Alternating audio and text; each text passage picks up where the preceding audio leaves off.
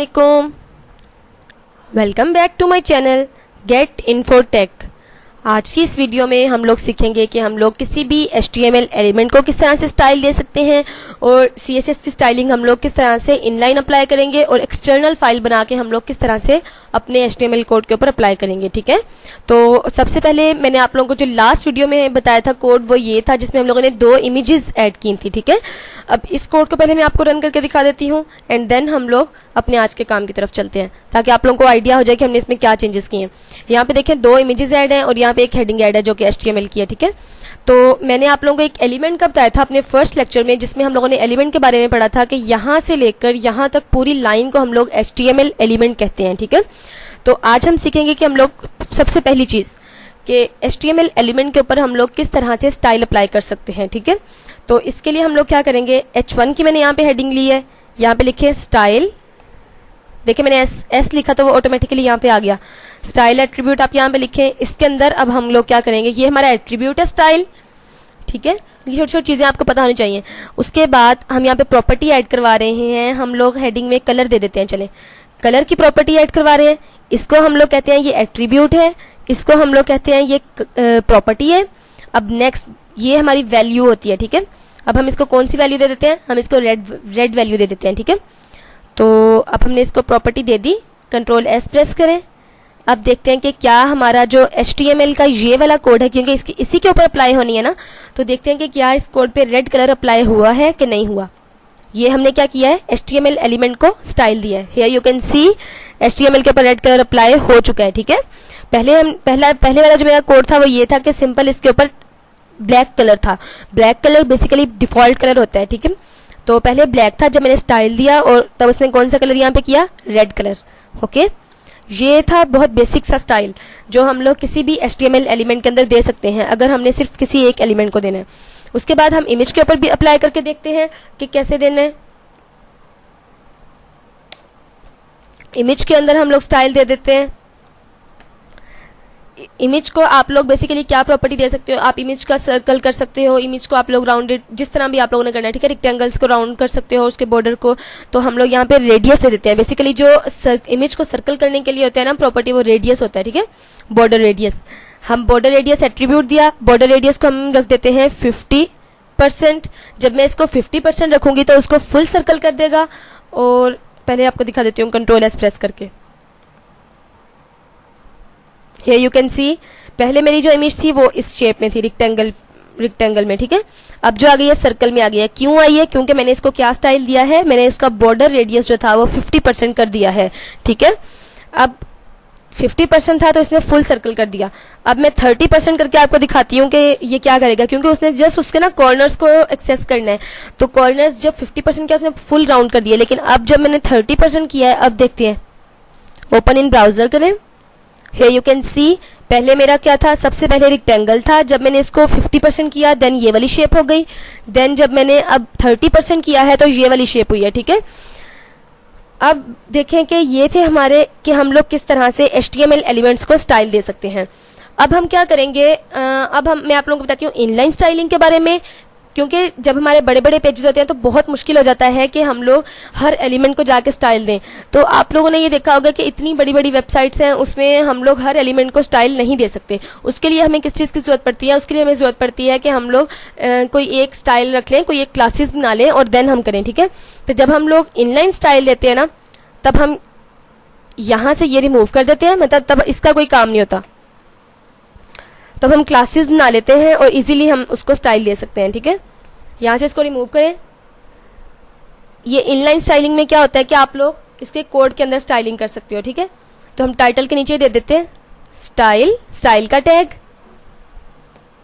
ठीक है, यहाँ पे देखिए मैंने यहाँ पे कुछ भी नहीं अभी आपके सामने किया, सिर्फ स्टाइल लिखा, उसने सारा कोड जो है वो खुद लिख दिया जितना मुझे चाहिए था, इसे रिक्वायर्ड कोड जो था।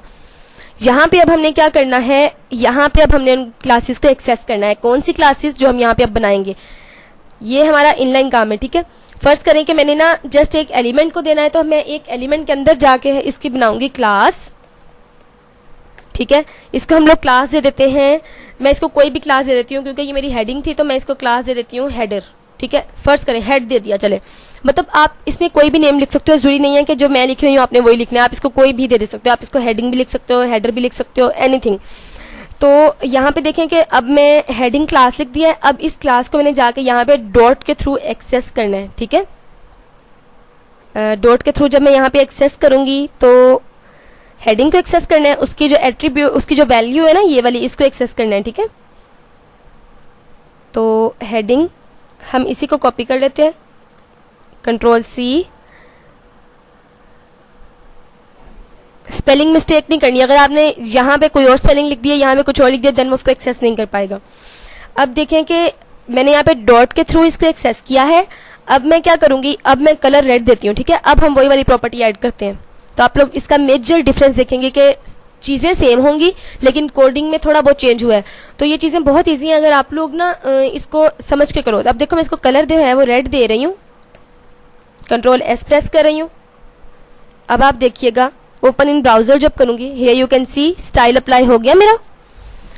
इससे आप लोगों को जो है यहाँ पे देखें मैंने ये इनलाइन स्टाइलिंग दी है, ठीक है। अब इसी तरह जो है मैं यहाँ पर एक और क्लास बनाती हूँ, इसकी हम मेन बना देते हैं क्लास। वो जो क्लास है वो मैं डिव के थ्रू बना लेती हूँ। डिव बेसिकली हमारे पास ना डिविजन्स होती हैं, हम अपने ना कोड को माइलस्टोन्स कर लेते हैं, मतलब अपने ना छोटे छोटे पार्ट्स में डिवाइड कर देते हैं, ठीक है।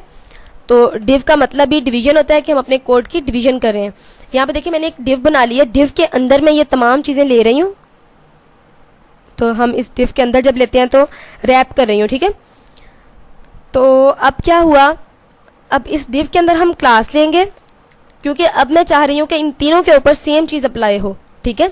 क्लास में ले रही हूँ मेन, क्योंकि ये तीनों के ऊपर मैंने अप्लाई करना है। यहाँ से अब इस क्लास को हम रिमूव कर देते हैं, अब इसका कोई काम नहीं है। कंट्रोल एस प्रेस करें। अब देखें, अब मैं चाह रही हूँ कि ना इन तीनों के ऊपर ये चीज़ अप्लाई हो। तो इमेज के ऊपर तो हम कलर अप्लाई नहीं करेंगे, हम लोग ना यहाँ पे एक और पैराग्राफ ले लेते हैं और उसके अंदर ना हम लोग कुछ और लिख लेते हैं, ताकि आप लोगों को ना फर्क वाजिया क्लियर हो जाए कि यहाँ पे क्या चीज़, क्या डिफरेंस आ रहा है। यहाँ हम कोई भी इंटरनेट से पैराग्राफ उठा लेते हैं।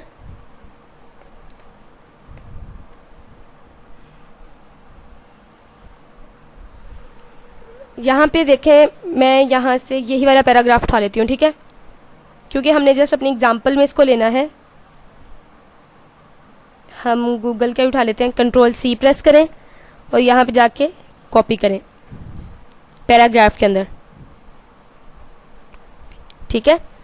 अब आप लोग देखेंगे मैंने यहाँ पे ये पैराग्राफ जस्ट लिखा है। अब जो मैंने मेन क्लास ली है ना, अब इसका क्या काम है, इसका काम है कि जो भी मैं स्टाइल अप्लाई करूँगी वो इन तमाम के ऊपर हो जाए, बजाय तमाम एलिमेंट्स के ऊपर, बजाय इसके कि मैं अलग अलग एलिमेंट के ऊपर जाके स्टाइल दूँ। तो बेहतर यह है कि मैं एक क्लास ना लूँ और सबको उसी के अंदर एक्सेस कर लूँ, ठीक है। तो यहाँ पे आप देखें मैंने पहले डॉट हेडिंग दिया हुआ था, अब हम यहाँ पे क्लास क्या दी हुई है, मेन। तो यहाँ से जाके इसको मेन करें, कंट्रोल एस प्रेस करें। अब पहले जो हमने प्रॉपर्टी पहले की ऐड की हुई है ना उसको देख लेते हैं। देखें यहाँ पे जितना भी मेरा था इसके अंदर इमेज के ऊपर ये कलर अप्लाई नहीं होता, ठीक है। तो यहाँ पे देखें इस तमाम के ऊपर ये कलर अप्लाई हो चुका है, ठीक है। इन सब के ऊपर एक ही क्लास थी। यहाँ पे अब हम इसका फ़ॉन्ट चेंज कर देते हैं, देन आपको और भी वाजिया क्लियर हो जाएगा फर्क। फ़ॉन्ट फैमिली हम लोग कोई भी रख देते हैं, ठीक है। अब देखते हैं, कंट्रोल एस प्रेस करें, open in browser, here you can see इसका जो है फ़ॉन्ट भी चेंज हो चुका है, ठीक है। अब हम लोग यहाँ पे क्या करेंगे, हमने इमेज के ऊपर भी स्टाइल अप्लाई करना है। तो इसमें एक ही इमेज है, हम इसके एलिमेंट के ऊपर एक क्लास दे देते हैं, ठीक है जी।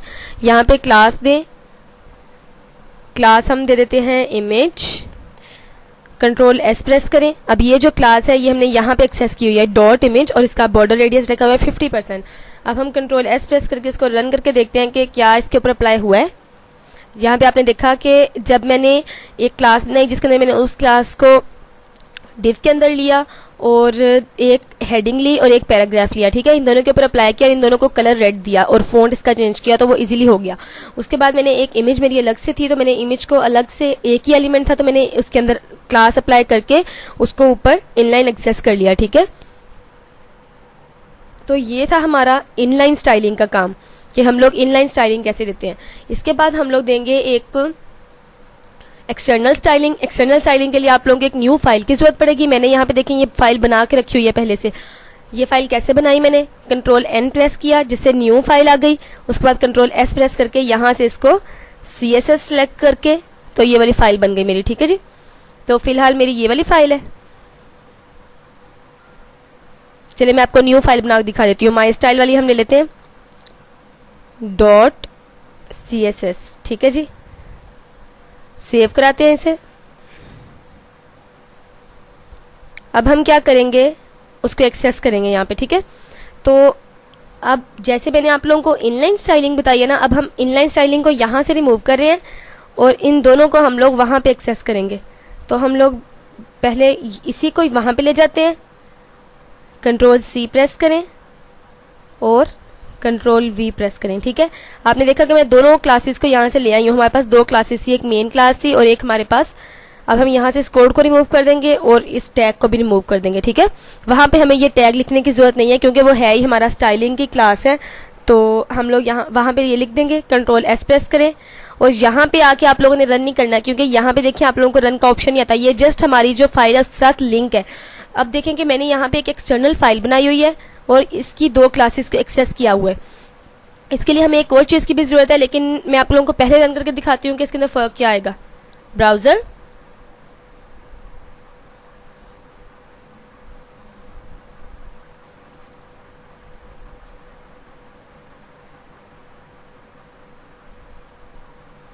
कंट्रोल S प्रेस करें और यहाँ से ना आपने उस एक्सटर्नल फाइल को आपने यहाँ पे लिंक करवाना है। ठीक है,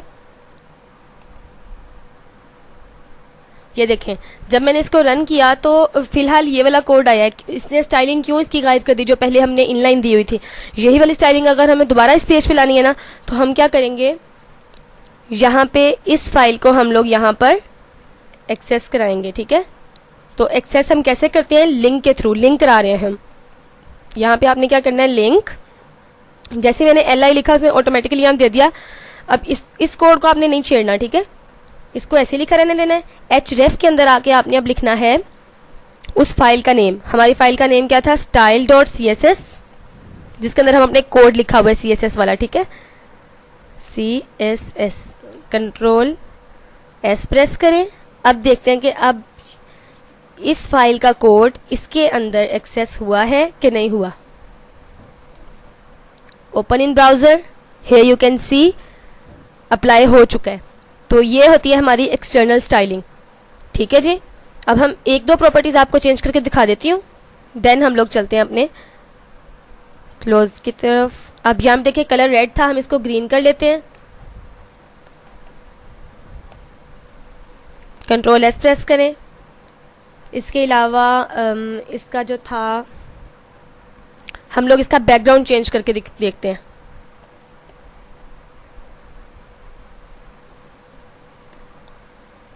बैकग्राउंड कलर जब हम इसका चेंज करेंगे तो हम उसको रख लेते हैं ग्रीन, टेक्स्ट कलर है हमारा। बैकग्राउंड कलर हम रख लेते हैं ब्लू। ठीक है, कंट्रोल S प्रेस करें। यहाँ पे देखें मैंने रन करने की कोशिश की, नहीं हुआ। कंट्रोल S आपने यहाँ पे भी प्रेस करना है, यहाँ पे भी प्रेस करना है। Open in browser, here you can see उसने एक बॉर्डर दे दिया है जो कि ये वाला ग्रीन हो गया था और बॉर्डर हमारा ब्लू है। ठीक है, हम इसका बॉर्डर चेंज कर लेते हैं और देखते हैं कि इसमें क्या फर्क पड़ा है। मेरी डिव है ये डिव। ठीक है, मेन डिव। इसका कलर अब हम रख लेते हैं यहाँ से ब्लैक। कंट्रोल S प्रेस करें, वहाँ पे जाके रन करें डेमो वाले पेज के अंदर। हियर यू कैन सी ये मेरी एक डिव थी मेन, जिसका मैंने बॉर्डर कलर ब्लैक रख दिया है और इसका जो टेक्स्ट कलर था वो मैंने ग्रीन रख दिया और इसका फॉन्ट चेंज किया है। तो आप लोगों ने देखा कि कितना इजी था इनलाइन स्टाइलिंग और एक्सटर्नल स्टाइलिंग। ठीक है, तो इसी तरह ये छोटी छोटी प्रॉपर्टीज़ हैं, अगर आप इनको रोज़ अप्लाई करेंगे, मतलब अपने कोड पे अगर आप इसको अप्लाई करके देखेंगे तो इससे आप लोगों को जो है आपके बिगनर्स लेवल पे आप लोग बहुत अच्छा सीख सकते हैं। होप्स आप लोगों को मेरा आज का लेक्चर समझ आ गया होगा। तो आप लोग मेरे चैनल को लाइक कीजिए, सब्सक्राइब कीजिए ताकि आप लोगों को हर नोटिफिकेशन मेरी वीडियो का मिल सके। ठीक है, थैंक यू सो मच।